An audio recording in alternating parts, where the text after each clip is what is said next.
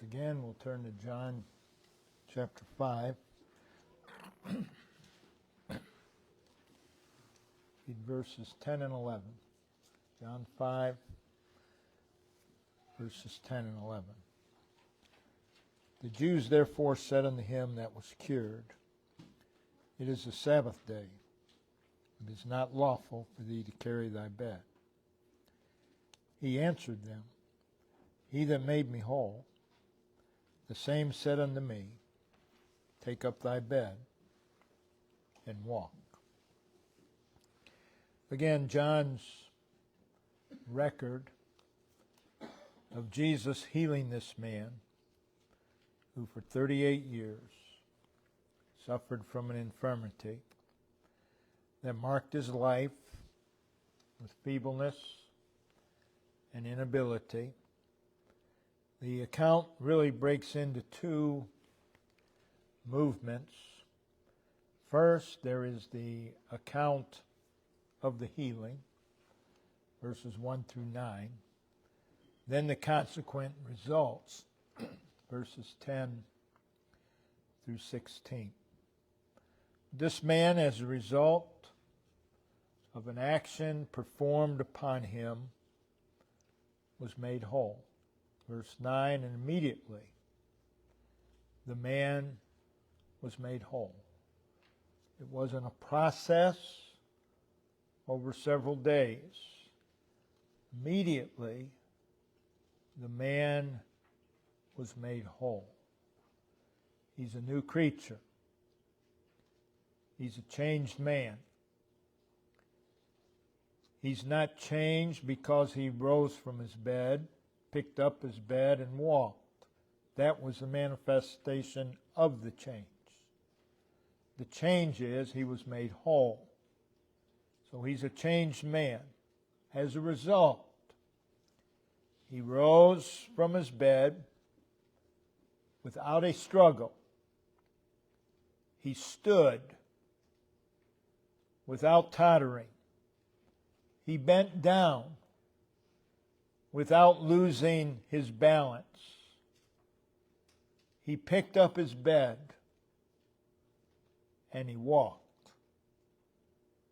He was changed. His life has been changed. And it is all of grace. The Word of God abounds with figures, types, illustrations of the miracle of salvation. And this here is one of them. What we read here in John's account is a real and literal event, and all through Scripture we are reminded that salvation is not imaginary, but it is the miracle, and it is an actual event. It is an actual event of the miraculous. It is something that is literally experienced, literally possessed by the individual, and it has a life-altering impact. We read in verse 9 concerning this miracle, and on the same day was the Sabbath. In verse 10, this healed man was informed that it was a Sabbath day and that it was against the law to carry his bed on the Sabbath. In verse 16, we read, And therefore did the Jews persecute Jesus and sought to slay him because he had done these things. Jesus is the performer. He had done these things. He's the performer of this man's healing on the Sabbath day.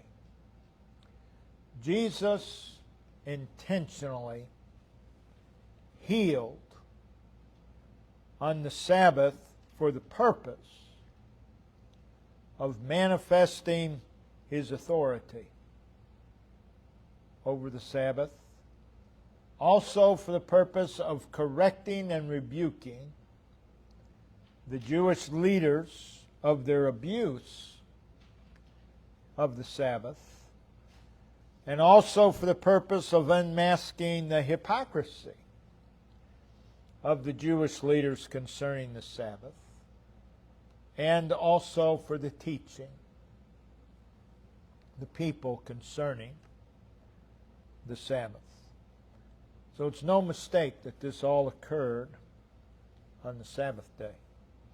In this account, there were those who approached this man who had been miraculously healed by Jesus, informing him by way of rebuke that it was against the law to carry his bed on the Sabbath day. And his response to such, recorded in verse 11, "He that made me whole said unto me," that's not what it says, "He that made me whole, the same." There's an emphasis there. He's emphasizing the one who made him whole. "He that made me whole, the same said unto me, Take up thy bed and walk." So this man, as a result of being made whole, immediately and without question obeyed what he was told to do. "Rise, take up thy bed and walk." And he did not even consider doing anything less than what he was told. I want to speak on the obedience of wholeness. "He that made me whole, the same said unto me, Rise, take up thy bed, and walk." Grace is the foundation of obedience. All of these people in so-called Christendom who make grace and obedience to be enemies have no clue what they're talking about. They have no idea of what grace is. They have no idea of the importance of obedience. But grace is the foundation of obedience. This man recognized, first of all, he recognized the grace of the Lord. Verse 11. "He that made me whole." The man is no longer lying on his bed at the pool called Bethesda, waiting for the moving of the water. He's no longer there. His life was no longer identified by those things. But he's now walking. He's carrying his bed. An act of miraculous grace has made a difference in his life. This man has been transformed by God's grace. This man knew that he did not just become whole. There he is walking and carrying his bed. And he knew full well that he did not make himself whole. And he knew that it was not due to good fortune that he was whole. And he knew that he did not merit such healing. And he knew that he would still be lying on that bed helplessly staring at a pool of water, were it not for He that made me whole. He knew these things. He knew that he was a new man. And he knew there was one who made him so. He knew that he was no longer lying on a bed. He knew that he was no longer disabled. He knew that he was no longer staring at a pool of water. He knew that his life is entirely different. And he knew that it was due to another. And there he is, fully persuaded, fully convinced, fully assured, filled with wonder, filled with awe, filled with amazement, that he had been made anew and delivered from his past life. He knew that. The grace of the Lord had a powerful impact upon his life. Verse 11, He that made me whole, the same said unto me. This man who had been made anew, delivered from a life of feebleness and disability, due to the marvelous grace of the Lord, was motivated to carry his bed and walk. This man who for 38 years had been infirm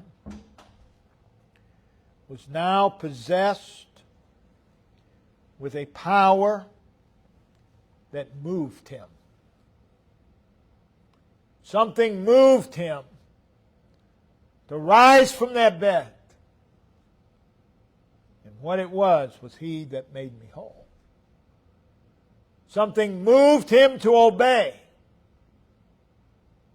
And that was again, He that made me whole, the grace of God. He was inspired. There was something that propelled him. There was something that drove him to do what Christ said. Again, hear him say, He that made me whole, the same, the very same one who made me whole, told me to rise and take up my bed and walk. He is saying, He that enabled me to rise, not because I deserved it, but in spite of myself, He enabled me to rise. He enabled me to bend down and pick up my bed. He enabled me with bed in hand to walk. He's the one. He's not blaming him. He's the one who told me to do so. So we see this man. He's made anew, delivered from 38 years of disability.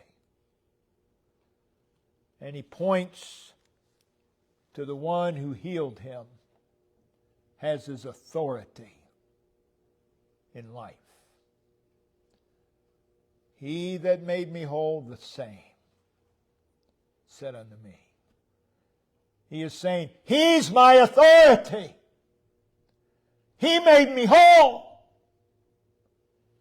And I recognize Him as the authority of my life. You see, grace doesn't do away with authority. These today who think that grace does away with any kind of obedience, any kind of authority, again, they have no idea. They're not enemies. Grace and authority. Grace and obedience. The lesson here is this. The Christ who saves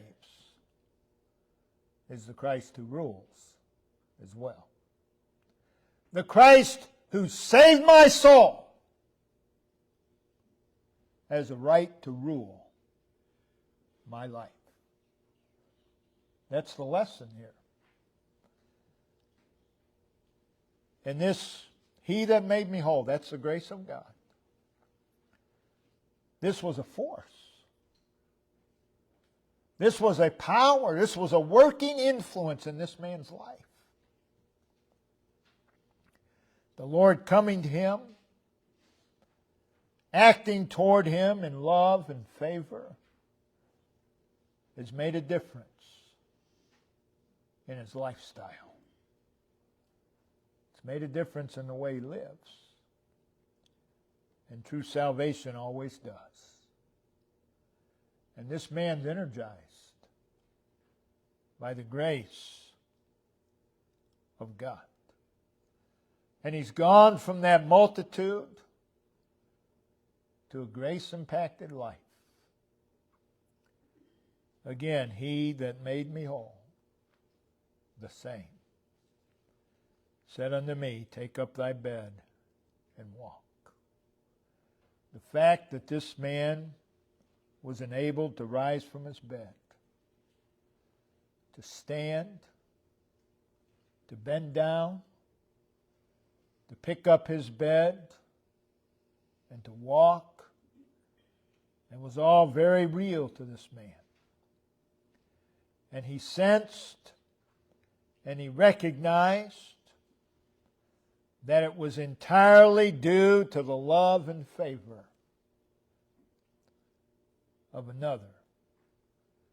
And he could feel the power and the fervency of He that made me whole, the same,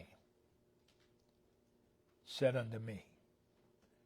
He knew the tenderness, the compassion, the mercy, and the grace of He that made me whole. And now this translates into his outward life.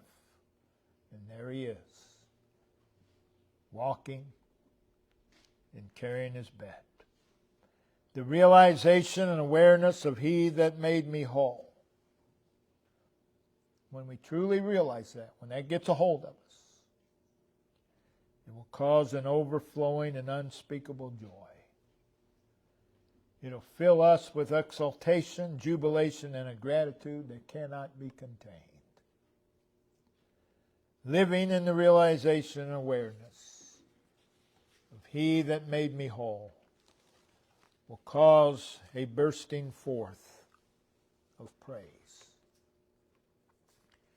And will keep one from sin, and will keep one from the greedy desires of the world, and will restrain one from self-seeking and from that which is displeasing and contrary to the one who made us whole. It'll keep us from growing cold and indifferent, just living in the realization, He made me whole. He saved my soul. He that made me whole changed the perception of this man. Changed the direction. Changed the attitude of this man's life. And now the logical conclusion of this man is, He that made me whole, the same said unto me, take up thy bed and walk. Just made sense to me to do what He says. And that needs to be planted deep within the heart of the saved individual. He that made me whole, the same, said unto me, take up thy bed and walk. He has become the subject, the object, the purpose, the interest, and the reason for this man living his life. He that made me whole. When you fully realize that you were saved by Him, when that truly gets a hold of you and it's planted in your heart, he becomes the object of your life. No more excuses. He becomes the purpose of your life. He becomes the interest. He becomes the very reason for living your life.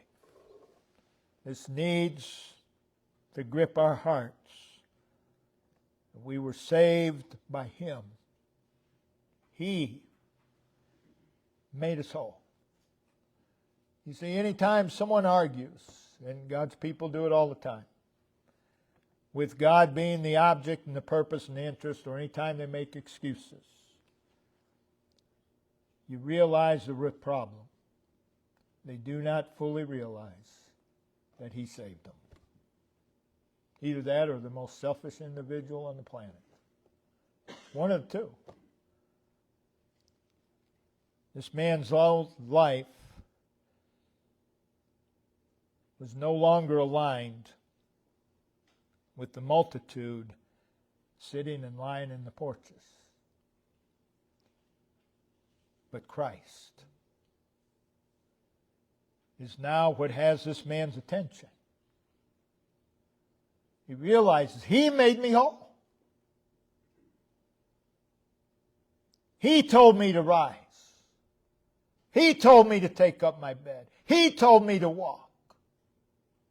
My life is no longer aligned with that multitude. He made me whole. My life is now aligned with what He says. He that made me whole, He's the one that now defines this man's life. And he now lives in the domain. He made me whole. And therefore I did what He said. I didn't need any other reason. I didn't have to think about it. He made me whole. He told me what to do. So I did it. Now notice, He that made me whole, the same said unto me, take up thy bed and walk. Two entities. He, me. Two entities. And it is He that takes precedence. You cannot read that line, He that made me whole, the same said unto me, rise, take up thy bed and walk. You cannot read that line and not see that He takes the precedence. Me does not take the precedence. He that made me whole. There's the precedence. And when we have to have the precedence, it's because we have forgotten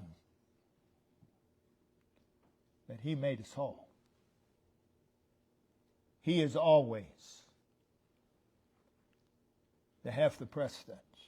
We shouldn't have a problem with that. And we won't when this truly gets a hold of us. He saved me. So you see, the He has become the main and chief aspect of his life. Not the me, but the He. And the He has become the basis for living and conducting his life. Christ is the passion. Christ is the goal. It is a Sabbath day. It is against the law for you to carry your bed. Who told you to do this? He that made me whole. So let's look at this man's obedience. Again, the Jews see this man walking. carrying his bed, who for 38 years was unable to walk, unable to carry his bed. And in a tone of rebuke and disdain, they were appalled that this man would carry his bed on the Sabbath day. It's not lawful for thee to carry thy bed. And the man replied, He that made me whole told me to do so, and that's what I'm doing. This man's life is marked by obedience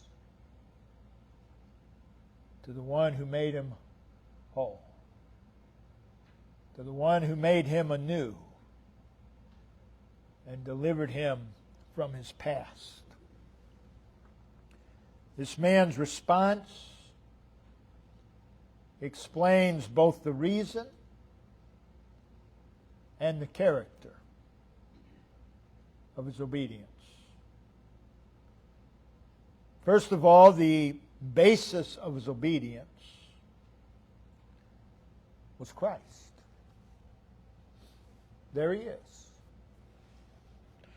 carrying his bed on the Sabbath. And he's doing so based simply upon what Christ told him to do.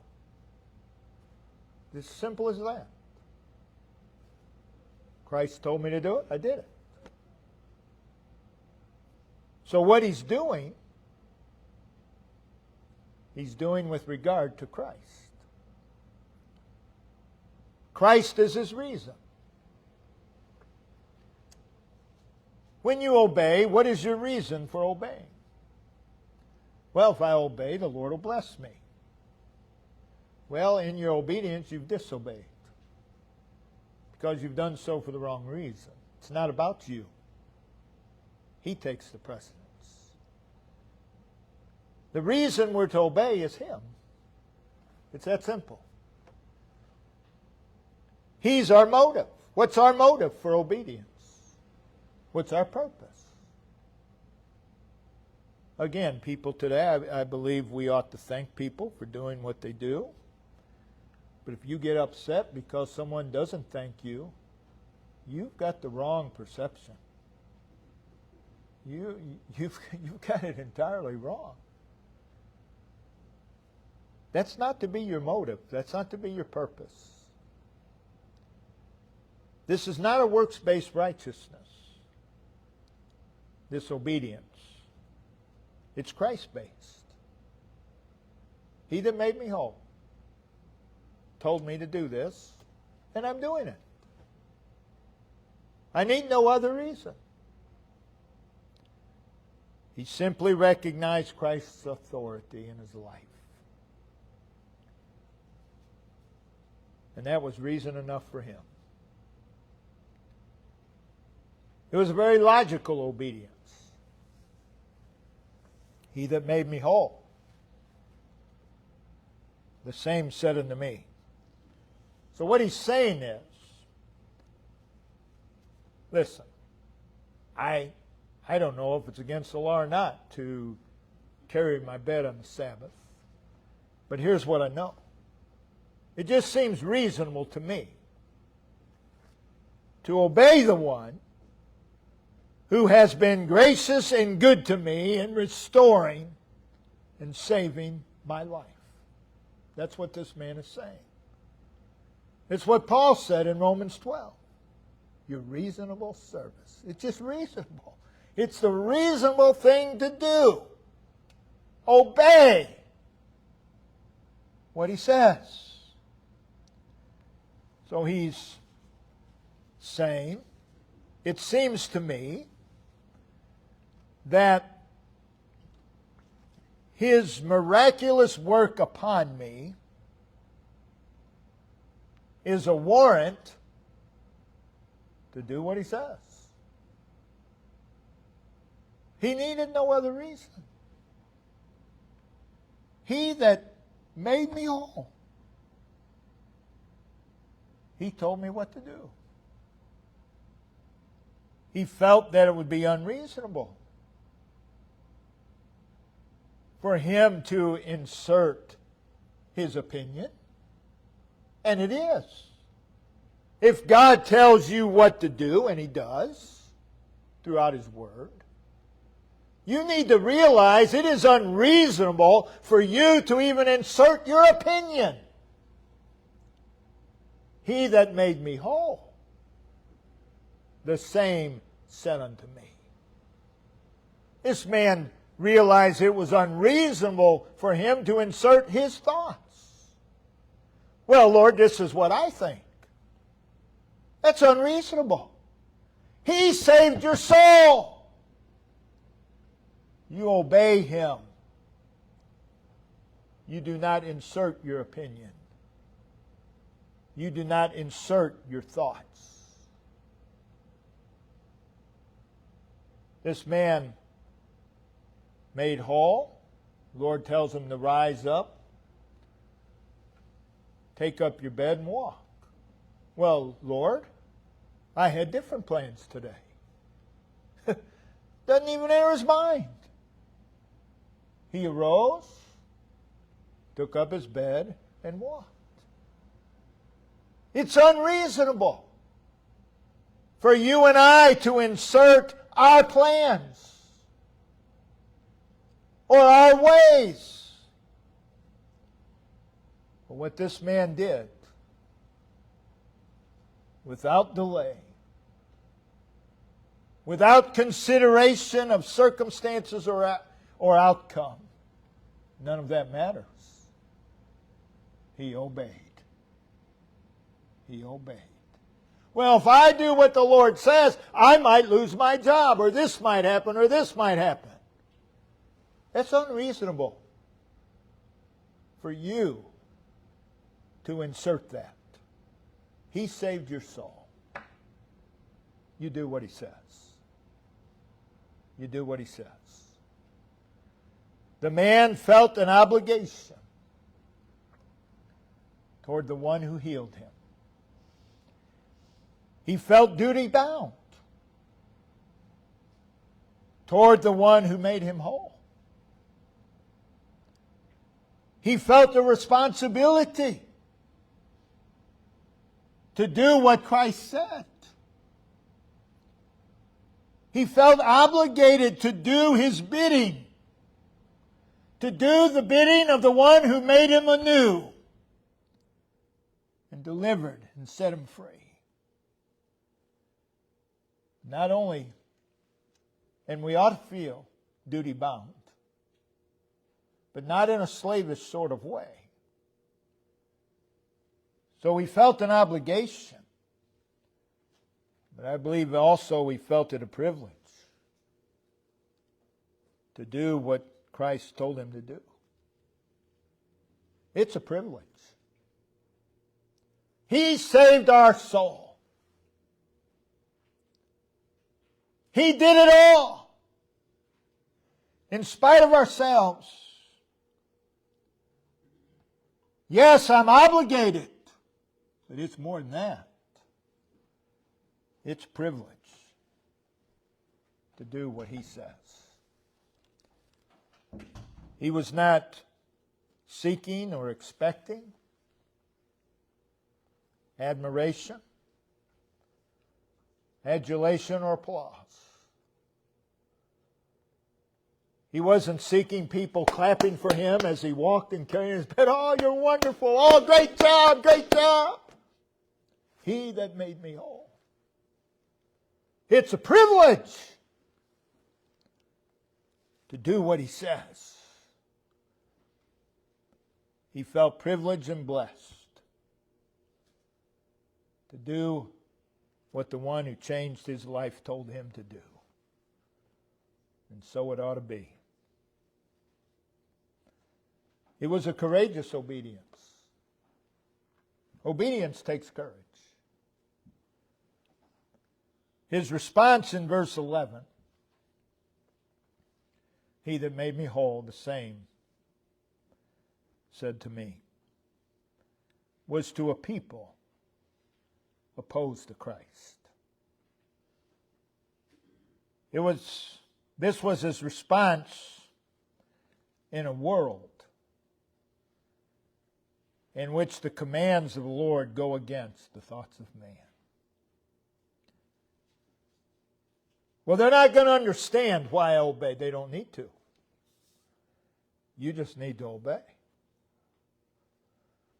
This was his response in a world in which the commands of God do not seem pertinent. But they were pertinent to him. It was his response in a world which the commands of God seem trivial. But they weren't trivial to him, because he made a difference in his life. Nothing God tells us to do is trivial. He that made me whole, the same said unto me, take up thy bed and walk. The grace of God. I believe he obeyed because he felt gratitude and joy in doing what Christ said. This man has been made anew. He's been delivered from his past life. And though he felt it an obligation and a responsibility to do what the one who made him anew and delivered him told him to do, there's much more to it than a sense of obligation and duty. He did what Christ said because he was grateful to him. And he found it a joy to do what he said. And we see him walking and carrying his bed. And I believe each step, the thrill became greater. And the more grateful he became. He found it to be a joyful thing to simply do what Christ said. 1 John 5, verse 3, they that love the Lord, they obey him, they keep his commandments, and his commandments are not grievous. They're not grievous. When we love the Lord, obedience to him is not oppressive. If obedience to God is oppressive to you, you're doing it wrong. You have a wrong perception. When we realize grace and we love the Lord, obedience is not oppressive. It's not hard. It's not painful. It's joyous. It's joyous. This man, as he's walking, carrying his bed, do you think he was complaining? I don't think so. What do you have to complain about? The child of God who loves the Lord and who has some realization, awareness of what Christ has done in saving their soul has an entirely different attitude toward the commandments of the Lord. It makes me sick. All these so-called Christians who do everything they can to explain away the laws of God. They want nothing to do with obedience. Nothing. Grace and obedience go hand in hand. They do not feel, and when we realize the grace of God, we do not feel that the Lord's commands are a heavy and imposed burden upon us. And we do not view them as a task, nor is it something that we resent or object to. We simply do it because the one who saved our soul told us to. This man who'd been made anew and delivered from who he was delivered from his past life, his obedience to the Lord was immediate. His obedience to the Lord was exact. And it was willing and without question. He that made me whole, the same said unto me. As we saw earlier, this man has grown in the realization of who made him whole. It was Jesus who made me whole. And as you grow in the knowledge of how you were saved, the more and more you want to obey. And the more and more obedience marks your life. In other words, grace feeds obedience. Again, we cannot say it enough. They are not enemies. Grace feeds obedience. The more the saved individual realizes and is aware of the marvelous grace of God in their lives,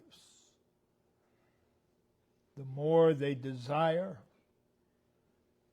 and the more willing they are to be identified with Him. This man was not afraid to be identified with the one who made him whole. And he was not afraid to declare the reason I'm carrying my bed and walking against your laws. The reason is He made me whole. When someone asks you, well, why do you do such and such? Tell them the real reason.